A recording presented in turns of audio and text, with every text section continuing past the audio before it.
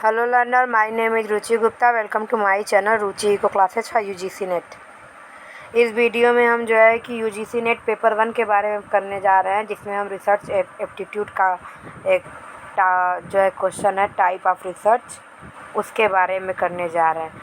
Paper 1 और paper 2 दोनों important होते हैं और जेआरएफ क्वालिफाई करने के लिए आपको पेपर 1 में जो है कि 75+ मार्क्स तो आपको अर्न करने ही पड़ते हैं 100 में से, और या 70 एबव। अगर आपने अच्छे स्कोर किए सेकेंड पेपर में और तो आपको 70 एबव या 75 एबव तो आपको अच्छे चाहिए ही चाहिए, इसलिए पेपर 1 भी इम्पॉर्टेंट है। तो हम टाइप ऑफ रिसर्च जो है कि आज करेंगे। सबसे पहले स्टार्ट करते हैं रिसर्च। तो रिसर्च एक जो है सिस्टमेटिक प्रोसेस होता है, जो कि हम एक नया चीज़ फाइंड आउट करते हैं और उसके साथ साथ जो उसके साथ एडिशनल वो पहले वाली चीज़ें चल रही होती है, उसमें हम कुछ नया ढूंढने की कोशिश करते हैं, जो कि रिसर्च कहा जाता है। और ये एक साइंटिफिक प्रोसेस होता है जो कि सिस्टमेटिक वे में होता है। तो इसके कई टाइप हैं, जैसे बेसिक है, अप्लाइड है, एक्शन है। तो इस तरीके से बहुत सारे हैं। तो हम स्टार्ट करते हैं अपने बेसिक रिसर्च से। ठीक, तो जो बेसिक रिसर्च होती है उसको जो हम प्योर, फंडामेंटल और थ्योरेटिकल रिसर्च भी बोलते हैं। ये जो है नॉलेज के लिए होती है और हम जो है इसमें एक थ्योरी डेवलप करते हैं, जनरलाइजेशन करते हैं। और ये जो है कि कुछ नया एडिशन जो रिसर्च हो चुके होते हैं उसमें कुछ नया एडिशन होता है जो कि डिस्कवरी की गई होती है। There may not be, basic research का जो होता है ना, वो उसका कोई प्रैक्टिकल अप्लीकेशन नहीं होता है, यानी कि उसको जो है अप्लाई उसकी जो है केवल थ्योरी बनी होती है, उसका अप्लीकेशन नहीं होता है प्रैक्टिकल में। जैसे कि कोई सिचुएशन में जा कर के हम उसको अप्लाई नहीं करते हैं। ठीक, तो there may not be any immediate need और application of the new knowledge thus produced, nor it is conducted for any immediate gain or problem solving। यानी कि इसका जो है कि सॉल्यूशन के लिए हम इसको जो है अप्लाई नहीं करते हैं। ये केवल हमारी जो है एक थ्योरी, एक जनरलाइजेशन जो है कि प्रोड्यूस की जाती है यहाँ पे। और जैसे ग्रेटेस्ट रिसर्च होते हैं, एक्सपेरिमेंट होते हैं, वो सारी चीज़ें इस रिसर्च के ही कैटेगरी में आती है, जो कि बेसिक रिसर्च होती है। और it is most conducted in academic and related research centre. ठीक, और बेसिक रिसर्च जो है कि हमारा नेचुरल फेनोमेना में भी हो सकता है। हम यहाँ पे आगे देखते हैं फंडामेंटल के बारे में। Fundamental research is mainly concern with generalization. आपको यहाँ पे और अच्छे से समझ में आ जाएगा, generalization and with the formulation of a theory. यहाँ पे हम थ्योरी जो है फार्मूलेट करते हैं। Gathering knowledge for knowledge sake is term pure और बेसिक रिसर्च। यानी कि हमारा जो है नॉलेज के लिए जो है नॉलेज इकट्ठा करना, ये हमारा प्योर और बेसिक रिसर्च कहा जाता है। Research concerning some natural phenomena. तो कभी कभी पेपर में आपको जो है कुछ कोर को जो है बेस कुछ इम्पॉर्टेंट पॉइंट से इंक्लूड करके दिया होता है, तो वहाँ से वो पूछ लेता है। तो आप यहाँ से एक कुछ इम्पॉर्टेंट पॉइंट में आप जो है इसको देख लीजिए कि ये है। तो ये हमारा एक नेचुरल फेनोमेना जो है, ये हमारा इम्पॉर्टेंट पॉइंट में आ जाएगा कि हमारा जो बेसिक और प्योर होता है ये जो है नेचुरल फेनोमेना में होता है। ठीक, relating to pure mathematics are example of fundamental research. Similarly research study concerning human behaviour carried on with a view to make generalization. इसमें जो है जनरलाइजेशन होता है, यानी हमारी जो है थ्योरी बनाई जाती है about human behaviour are also जो है एग्जाम्पल ऑफ फंडामेंटल रिसर्च। तो ये हमारा फंडामेंटल रिसर्च के बारे में ये जानिए कि ये बेसिक, प्योर और फंडामेंटल, और इसको थ्योरेटिकल रिसर्च बोलते हैं। और ये जो है नॉलेज के लिए गैदर्ड की जाती है और इसमें जो है हम एक थ्योरी जो है डेवलप करते हैं। और इसका जो है कि यहाँ पे इस प्रोसेस में कोई प्रैक्टिकल एप्लीकेशन नहीं होता है। ठीक, नेक्स्ट हम चलते हैं अप्लाइड रिसर्च के बारे में। अप्लाइड रिसर्च जो है हमारा उस जो थ्योरी डेवलप्ड हो चुकी है उसको हम अप्लाई करते हैं। तो research conducted to solve any immediate problem of theory और practice at hand in known as applied research. ठीक, तो ये जो है कि प्रॉपर एक बड़े से सैंपल या कोई बड़ी प्रॉब्लम है उसमें हम जो है अपनी जो बेसिक थ्योरी हमने जो है जनरलाइज की है उसको जो है उसका प्रैक्टिकल एप्लीकेशन करते हैं इस अप्लाइड रिसर्च में। तो यहाँ पे हम जो है थ्योरी अप्लाई करते हैं, सॉल्यूशन निकालते हैं। Research conducted to solve any immediate problem of theory और practice at hand is known as applied research. ठीक, यानी कि इमीडिएट यहाँ पे प्रॉब्लम का सॉल्यूशन होता है। It is a practical nature. Example are तो एक्शन रिसर्च। एक्शन रिसर्च जो होता है वो छोटे में होता है, ज़्यादा बड़ा नहीं होता है। एक्शन रिसर्च को जो है कूट लेविन ने दिया था। कूट लेविन एक्शन रिसर्च को जो है कूट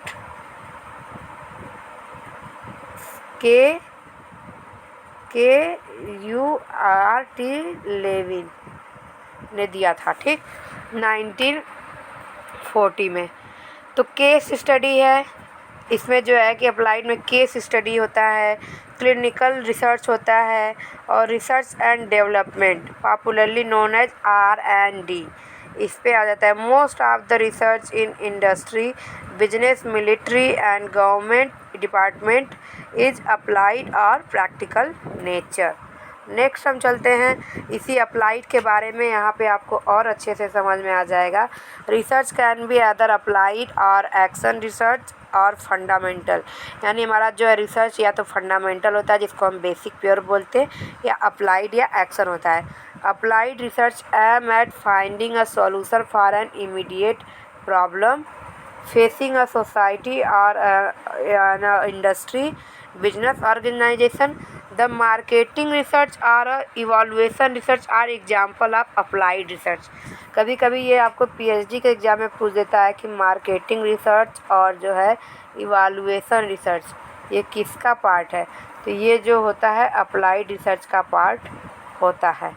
ठीक, Thus, the central aim of applied research is to discover a solution for some pressing practical problem, यानी हमारा जो है कोई प्रॉब्लम एग्जिस्ट करता है उसका जो है कि हम सॉल्यूशन करते हैं। ठीक, ये अप्लाइड रिसर्च हो गया हमारा। अब हम जो है एक्शन रिसर्च के बारे में पढ़ते हैं।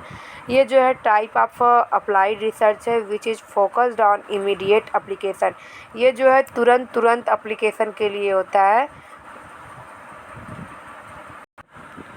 इसमें जो है कि प्रॉब्लम को जो है तुरंत सॉल्व करते हैं और इसका सैम्पल साइज जो है छोटा होता है। ठीक, तो emphasis is on a local problem which involves the researcher and takes the librarian to jointly seek and find to solution to a library problem. आप इससे समझ लीजिए कि ये जो है एक्शन रिसर्च जो है थोड़ा छोटे में होता है और अप्लाइड जो है बड़े में होता है। अप्लाइड जो है क्योंकि उसमें पूरी जो है थ्योरी जो है अप्लाई की जाती है। एक्शन का जो अप्लाई होती है उसका सैम्पल साइज छोटा होता है और प्रॉब्लम का जो है तुरंत जो है उसका एक्शन किया जाता है और तुरंत उसका जो है सॉल्यूशन फाइंड आउट किया जाता है। It is applied research whose aim is to provide practical benefit to the client. The researcher is expected to do so methodologically. It is a cyclic research. तो ये जो अगर NTA वालों का ये वाला रिसर्च जो है फेवरेट क्वेश्चन है कि साइक्लिकल रिसर्च किसको बोलते हैं, तो एक्शन रिसर्च को जो है हम साइक्लिकल रिसर्च बोलते हैं। It is a cyclic research to solve problem and generate new knowledge simultaneously, यानी कि इसमें जो है कि हम प्रॉब्लम को सॉल्व करते हैं, सॉल्व करने के साथ हमें जो है उसके क्यों हुआ, कैसे हुआ, ये सारी चीज़ें करने के बाद हमें उससे एक नॉलेज गेन करने के साथ साथ उससे एक क्वेश्चन भी अराइज होता है, जिसकी वजह से ये प्रोसेस जो है साइक्लिक ही चलता रहता है। और हम जो है कि इसके जो है कि चार जो है साइक्लिक के प्रोसेस में इसके 4 एलिमेंट है, हम उसको भी देखते हैं। तो एक्शन, रिजल्ट, रिफ्लेक्शन, प्लान। ठीक, ये इसका इसी तरह से चलता रहता है। ये क्रोनोलॉजी में भी NTA पूछता है कि इसका क्या है, और 4 जो है इसका प्रोसेस में कि इसका साइक्लिकल प्रोसेस में क्या क्या एलिमेंट है ये भी पूछता है। साइक्लिकल जो है किसको बोलते हैं ये, और एक्शन रिसर्च कहाँ पे अप्लाइड होता है, यानी इमीडिएट जो होता है ये सॉल्यूशन होता है किसी प्रॉब्लम का, तो ये भी। तो ये एक्शन रिसर्च NTA वालों का तो फेवरेट ही क्वेश्चन है। ठीक, अभी मैं रिसर्च करा लूँगी, उससे रिलेटेड फिर मैं आपको क्वेश्चन भी दूँगी जिससे आपको और अच्छे से समझ में आ जाएगा। Descriptive research, it is a sort of survey research. Descriptive research जो है कि हमारा जो है कि इसमें हम सर्वे के थ्रू ही जानते हैं, तो एक तरह का ये सर्वे रिसर्च होता है। It is a sort of a survey research at a given time to study, understand and report the status of a current situation.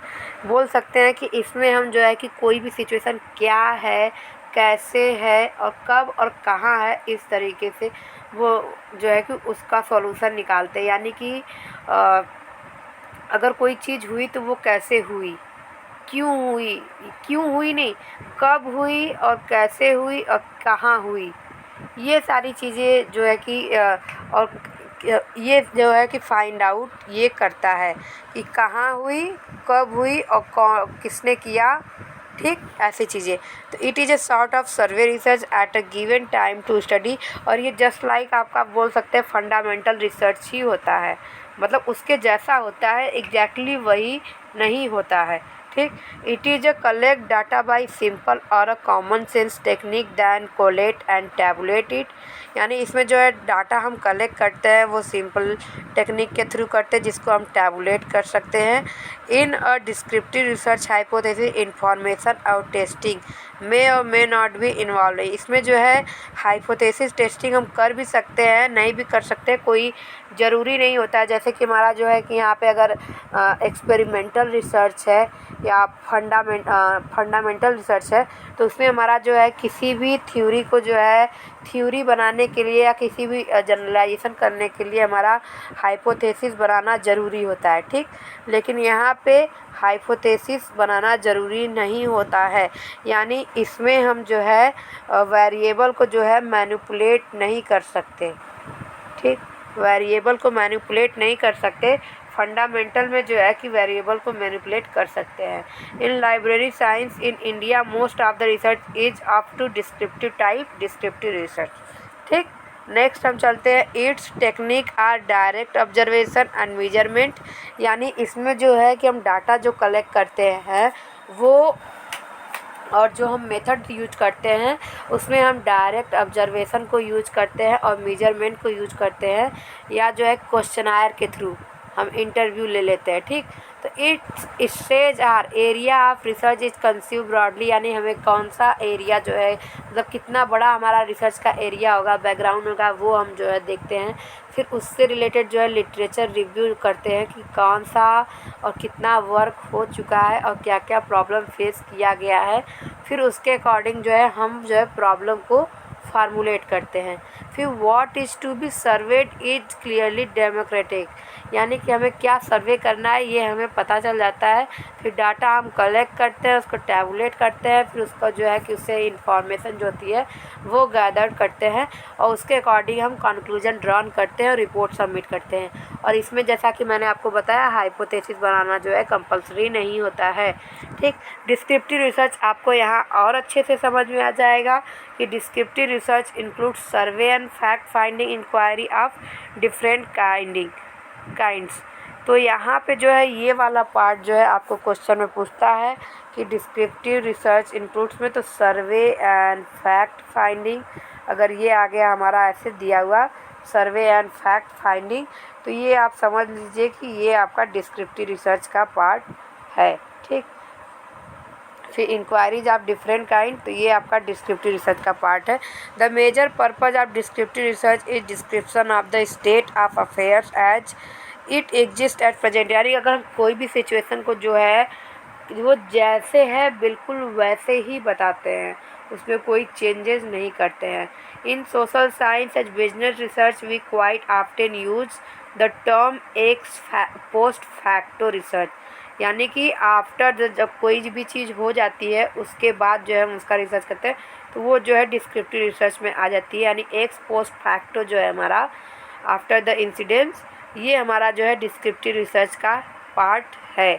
The main characteristics of this method is that the x post facto जो है important है और recent time में ये भी NTA वालों का जो है फेवरेट टॉपिक हो गया है।